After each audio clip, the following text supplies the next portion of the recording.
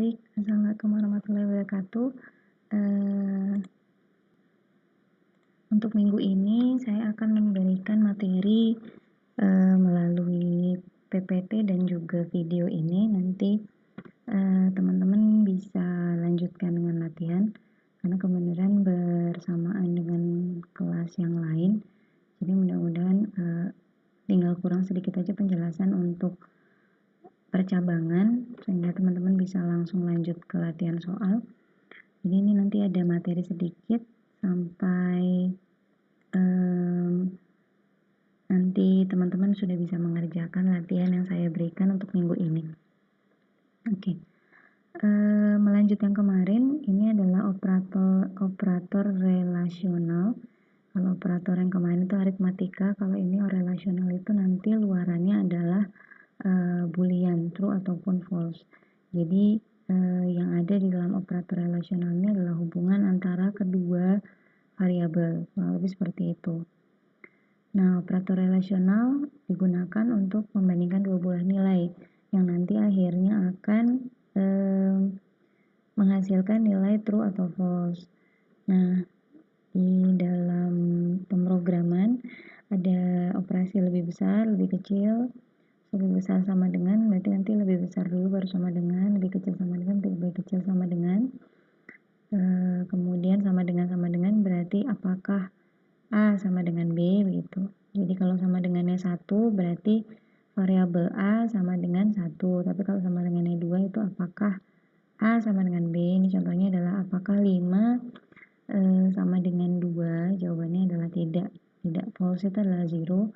Kalau true itu adalah 1. Dan jika ada tanda seru dan sama dengan berarti tidak sama dengan. Jadi apakah 5 tidak sama dengan 1? Jawabannya adalah 1. Berarti dia adalah true. Adalah contohnya ya. 5 lebih besar 2 itu adalah benar. Benar 5 besar 2 maka hasilnya adalah true atau 1. Kemudian 5 lebih kecil 2 hasilnya false, 0. 5 lebih besar sama dengan 5 berarti 1 karena benar ya, termasuk 5 di dalamnya. Kemudian ada 5 lebih kecil sama dengan 2, jawabannya false. Dan 5, apakah 5 sama dengan 2? Jawabannya false. Apakah 5 tidak sama dengan 2? Jawabannya 1. Begitu ya. Nah, kemudian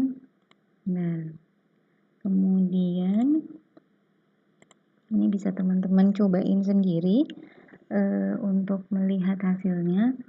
Misalkan masukkan A sama dengan 5, B sama dengan 3, C sama dengan 10, D sama dengan 3. Yang pertama, A sama dengan B, berarti apakah A sama dengan B, gitu ya. Apakah A sama dengan C? Kalau A, apakah A sama dengan B, berarti apakah 5 sama dengan 3? Jawabannya adalah false, berarti dia adalah 0. Kemudian, apakah A sama dengan C? Berarti apakah 5 sama dengan 10? Jawabannya tidak, berarti dia 0 atau false. Jadi sebenarnya keluarannya bukan 1 atau 0, tapi true atau false. Jadi ini false, ini false. Ini apakah A tidak sama dengan B? Berarti 5 tidak sama dengan 3, jawabannya adalah true. Dan seterusnya ini bisa teman-teman cobain di pemrogramannya teman-teman untuk coba menggunakan relational ini. Nah, relational nanti erat kaitannya nanti akan dipakai dengan percabangan. Makanya nanti latihan yang teman-teman kerjakan itu nanti ada percabangannya.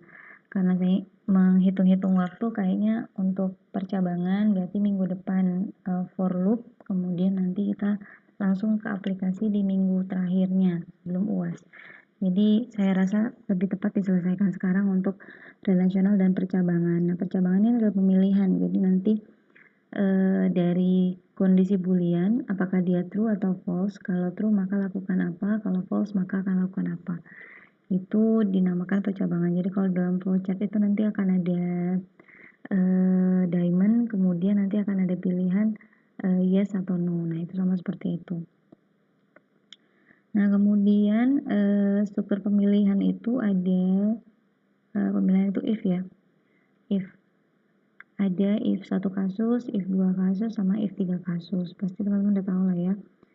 Nah, kalau di Python itu bentuk umumnya adalah if kondisi itu adalah relational tadi. Misalnya if kondisinya adalah A sama dengan B, berarti A sama dengan B. Nah, jika A benar-benar sama dengan B, maka statement 1 dan statement 2 akan dilakukan secara prosedural, jadi dari atas ke bawah. Jadi jika if-nya memenuhi, kondisinya memenuhi, ini nilainya adalah true, maka dilakukanlah statement 1 kemudian statement 2, jadi prosedural dari atas ke bawah. Jadi contohnya seperti ini, jika A sama dengan 6, B sama dengan 6. Jika A sama dengan B, berarti kan nilainya adalah true. Maka lakukan ini, tereksekusi dan tes. Maka akan ada tereksekusi dan tes. Kemudian kita print halu di luar daripada if ini. Nah, kenapa ini dibuat dicoba di sini? Coba teman-teman bisa coba kondisikan ini adalah false. Misalnya A tidak sama dengan B. Jawabannya kan false. Maka ini tidak akan dilakukan. Maka luarannya harusnya hanya halu. Jadi ini luarannya ada 3 karena ini kondisinya true. Kalau dia kondisi ini adalah false, maka kondisi A sama dengan B, A sama dengan B itu false, misalnya B-nya adalah 1, jadi A itu tidak sama dengan B, maka yang dilakukan adalah halu saja, ini tidak akan dilakukan. Nah, ini coba kalian cobain di Python-nya masing-masing. Nah, ini mau mengetes bahwa jika kondisinya true, maka statement di bawahnya akan dilakukan. Jika kondisinya false, maka ini tidak akan dilakukan dan akan langsung loncat ke sintaks selanjutnya, seperti itu. Nah, kemudian gimana jika ada dua kasus? Dua kasus itu berarti jika ya maka dilakukan di kondisi di bawah. Jika ya maka dilakukan statement 1 dan statement 2. Jika no, maka dia akan langsung dilempar ke statement alternatif 1 dan alternatif 2. Jadi kalau kondisi yang pertama tadi, yang ini, jika ini tidak memenuhi, jika if-nya tidak memenuhi, maka ini akan hilang. Tidak akan dilakukan sama sekali. Nah, kalau dua kasus, jika if ini tidak memenuhi, if pertama, maka otomatis akan dilempar ke else apapun kondisinya. Jadi, jika dia A tidak sama dengan B, jawabannya adalah false. Kalau dia hanya satu if, berarti kan dia langsung pergi ke instruksi berikutnya. Nah, kalau ada else, dia akan langsung melakukan else. Seperti itu. Contohnya seperti ini, 5A, 5, B, 5. Nah, jika kita buat A sama dengan B, berarti jawabannya adalah true. Coba teman-teman lihat hasilnya, yang akan dikeluarkan adalah yang ini. Statement yang print A sama dengan dan B bernilai sama. Nah, coba teman-teman rubah kondisinya adalah false. Jadi misalnya A tidak sama dengan B, maka yang dilakukan adalah else yang bawah. Otomatis akan langsung tereksekusi ke bawah. Nah, tadi kan udah ada satu kasus, dua kasus. Nah, kalau ini adalah 3 kasus. Jadi di dalam if, perhatikan bahwa kondisi itu akan mengalir dari atas ke bawah. Jadi gini, misalnya if pertama, kondisi pertama itu adalah tidak memenuhi atau hasilnya adalah false, maka dia akan pergi ke kondisi kedua. Apakah kondisi 2 dia memenuhi atau tidak? Jika dia memenuhi, maka akan berhenti di sini. Maka dikerjakan hanya statement A2 dan 2B dan 2A, 2A dan 2B. Nah, jika nanti beberapa kasus, nanti ada berikutnya elif dan elif. Jika kondisi 1 tidak memenuhi, maka dilempar ke kondisi 2. Jika kondisi 2 tidak memenuhi, maka akan dilempar ke kondisi 3. Jika kondisi 3 tidak memenuhi, maka ke kondisi 4 dan seterusnya. Nah, jika kondisi 2 dan kondisi 3 itu beririsan, maka jika kondisi 2 sudah dilakukan, maka kondisi 3 tetap tidak dilakukan. Jadi yang mana duluan yang memenuhi syarat atau hasilnya adalah true, maka itu akan dilakukan dan yang lainnya akan berhenti, tidak dilakukan sama sekali. Contoh ya, adalah A sama dengan 80. Kita lihat satu persatu nih. A lebih besar 80? Tidak ya, karena tidak ada sama dengannya, karena A sama dengan 80. A lebih besar dari 60? Jawabannya benar, karena A-nya 80. Coba kita lihat yang ketiga. A lebih besar daripada 40? Iya juga, karena A-nya 80. Dan else apapun itu akan, jika semua tidak memenuhi dari if pertama sampai elif tidak memenuhi, maka akan dibuang ke yang terakhir. Nah, ini kan kondisinya beririsan, istilahnya dua-duanya jawabannya adalah benar. Nah, tapi yang akan dilakukan pertama adalah kondisi kedua, yang elif A lebih besar daripada 60. Kenapa? Karena itu adalah true pertama yang dihadapi oleh percabangan tersebut. Maka nanti yang akan di-print adalah mengulang sebagian dan yang lainnya tidak akan di-print. Bisa teman-teman cobain di Python-nya masing-masing. Oke, mungkin sementara itu dulu dari saya. Kemudian kita lanjut ke latihan soal yang sudah saya upload juga di Google Classroom.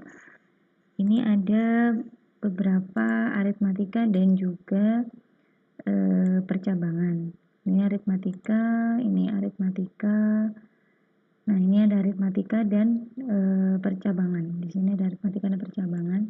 Coba teman-teman lihat soal berikut dan juga